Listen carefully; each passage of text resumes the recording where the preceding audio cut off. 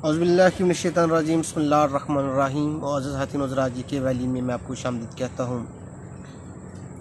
तबीयत नासाज है, ठीक नहीं है, लेकिन इसके बावजूद मैं ये वीडियो बना रहा हूँ। उसकी जो मेन रीज़न है कि मैंने एक सैफुल आज़म, एक बांग्लादेशी फ़ाइटर पायलट थे उनके बारे में मैंने वीडियो अपलोड की थी और वो वीडियो बांग्लादेश के लोगों ने बहुत पसंद की और बांग्लादेशी भाइयों ने कमेंट्स में अपनी नेक ख्वाहिशात का इजहार किया और उन्होंने मुझे बताया कि हम मुस्लिम उम्मा हैं और हम एक हैं। जब वो लोग अपनी मोहब्बत का पाकिस्तान से इजहार कर रहे थे तो एक दो लोग उसमें ऐसे ही आए जो शायद मेरे ख्याल में भारत से थे या वो अपने आप को तो बंगाली शो कर रहे थे, लेकिन मुझे लगता नहीं कि वो बंगाली थे। तो उन्होंने कुछ तरीकी बातें वहाँ से निकाल कर अब मुझे बताना शुरू कर दी। जी ये देखें जी, अभी पाकिस्तान का जो बजट है 43 बिलियन का है डॉलर का है और बांग्लादेश का बजट 67 बिलियन डॉलर का है। फिर बख्ती बानी के बारे में उन्होंने वो नारे लगाना शुरू कर। बख्ती बानी के जो कारकुन थे उन्होंने कैसे पाकिस्तानी फ़ौजियों का कत्लेआम किया। फिर उसके अलावा वो कुछ उसके पीछे चले गए कायद मोहम्मद अली जिन्नाह के बारे में उन्होंने कुछ नाजेबा अल्फाज कहे। तो मैं कुछ ये बातें आपकी उश्वार करूँगा कि ऐसे लोगों का सिर्फ ये मकसद था ये कमेंट्स करने का कि बंगाल के लोगों के दिलों में दोबारा पाकिस्तान की मोहब्बत पैदा ना हो जाए। देखें, बात ये है, मुसलमान चाहे दुनिया के किसी कोने का भी हो, वो और यहाँ पे पाकिस्तान का या बंगाल का है चाहे वो अमेरिका का है, हम सब मुसलमानों का एक रिश्ता है, वो रिश्ता है ला इलाहा इल्लल्लाह मुहम्मद रसूलुल्लाह। और ये जो रिश्ता है हमारे जो कलमे का ये तमाम रिश्तों से मजबूत है। तो ठीक है, माजी में कुछ ऐसे हालात हुए, ऐसे वाक़यात हुए जो तारीख़ का हिस्सा है, लेकिन उसमें गैरों की साजिशें शामिल थी और कुछ अपने लोग भी गद्दार थे। तो मैं वो स्पेसिफाई नहीं करूँगा कौन कौन लोग गद्दार थे। किसी शायर ने कहा था कि इधर उधर की बातें ना कर, मुझे ये तो बतला कि काफ़िला कैसे लुटा। यकीन जानिए, मैं हिस्ट्री के बारे में पहले भी थोड़ा बहुत जानता ही हूँ। कुछ अपने बुज़ुर्गों से वो सकूत डाका के बारे में सब बातें सुनी थी और कुछ हिस्ट्री की बुक्स पढ़ने का इत्तेफाक हुआ था जिसमें सकूत डाका के क्या असबाब थे, क्या क्या रीज़न थी और क्यों हुआ और इसमें कौन कौन से गैर मुल्की हादसे में मुलव्वस थे। तो और इसके अलावा अभी रिसेंटली मुझे दोबारा से वो हिस्ट्री की किताबें देखनी पड़ी। जब उनके मैंने कमेंट्स पढ़े तो पहले ये मेरा ये दिल किया कि एक मुकम्मल इसके ऊपर एक वीडियोस की मैं सीरीज़ अपलोड करूं सकूत डाका के बारे में, लेकिन फिर मेरे दिल ने मुझे इजाज़त नहीं दी कि इसके बारे में मैं एक मुकम्मल अपनी वीडियोस की सीरीज़ अपलोड करूं, क्योंकि जो माजी गुज़र गया वापस नहीं लाया जा सकता और जिन लोगों ने गद्दारी की थी वो मुखलिस नहीं थे। खुदा ने उनसे हिसाब ले लिया था, ठीक है, उनको अपने लोगों ने ही मार डाला था। तो लिहाजा अब ज़रूरत नहीं है कि हम माजी को याद करें कि क्या हुआ था, कौन गलत था, कौन ठीक था। ठीक है, अब बात जो है मौजूदा जो है वो ये है कि हमें माजी को बुलाकर हमें आगे देखना है, बल्कि जो हमने पीछे गलतियां की हैं उनको दोबारा दोहराना नहीं है। और हम मुसलमान हैं और मुसलमान एक जिस्म की मानंद हैं और अगर जिस्म अल्लाह के नबी का इरशाद मुबारक है, अगर जिस्म के किसी एक हिस्से को तकलीफ़ होती है तो पूरा जिस्म तरब उठता है। तो मुसलमानों की मिसाल भी एक ऐसे ही है। तो हम एक मुस्लिम उम्मा हैं और हमारा जो एक बाप बेटे का रिश्ता कमज़ोर हो सकता है, लेकिन एक मुसलमान का दूसरे मुसलमान के साथ जो रिश्ता है वो बाप बेटे के रिश्ते से भी ज़्यादा मुकद्दम है।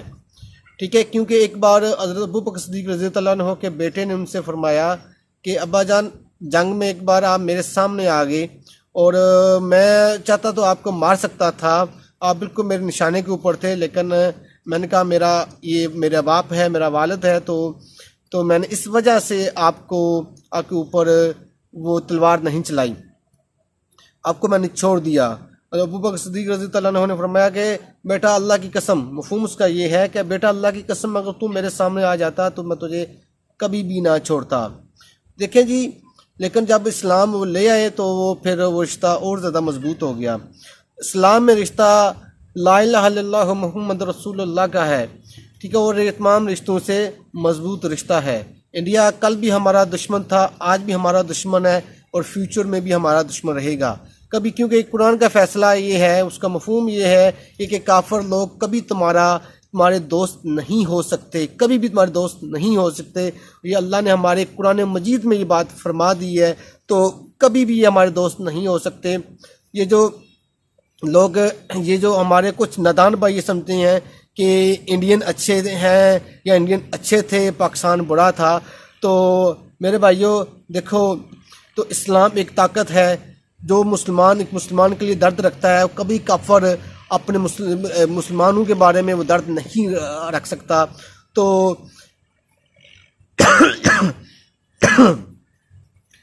मेरे भाइयों, ऐसे लोगों की हौसला शिकनी करें। अब बांग्लादेश एक अलग मुल्क है, पाकिस्तान एक अलग मुल्क है।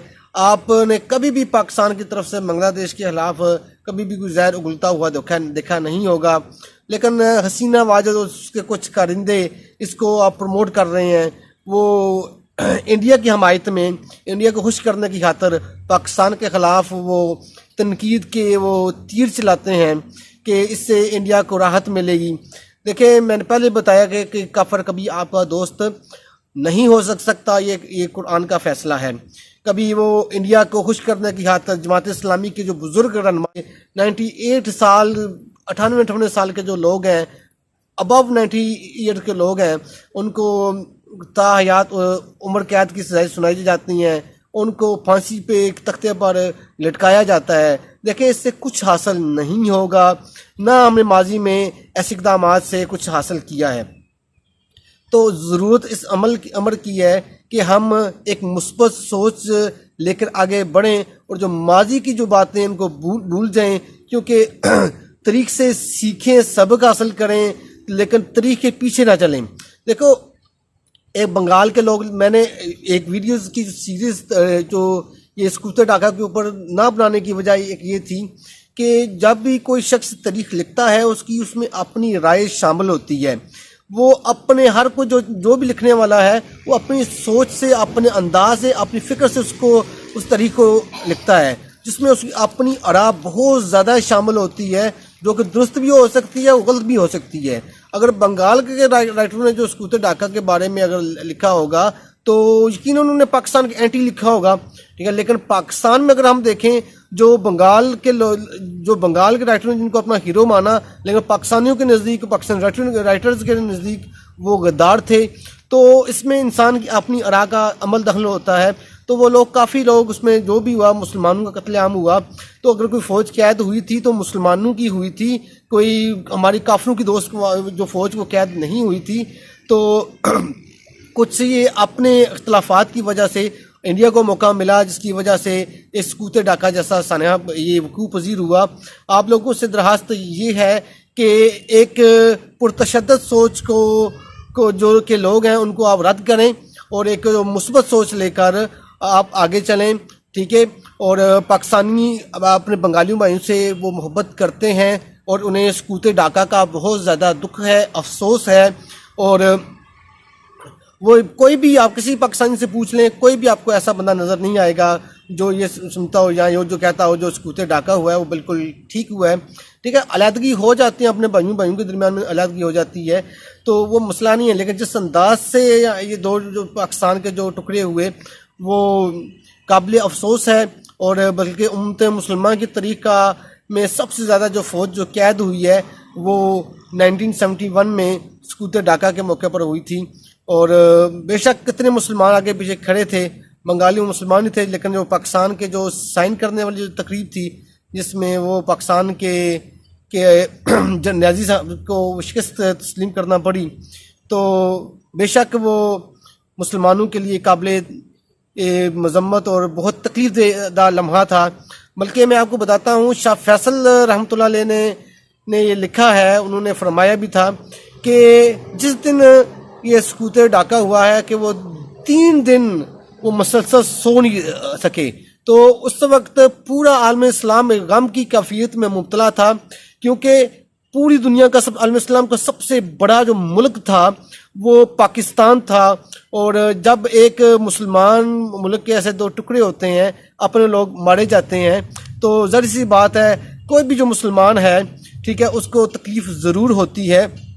बात ये नहीं है कि क्यों हुआ, क्या असबाब थे, जो भी हुआ, लेकिन वजह क्या है, मरा कौन, मुसलमान मरा, नुकसान किसको हुआ, मुसलमानों को हुआ, उम्मत मुसलमान को हुआ। ठीक है, देखिए फ़ायदे में कौन रहा, फ़ायदे में काफिर रहा।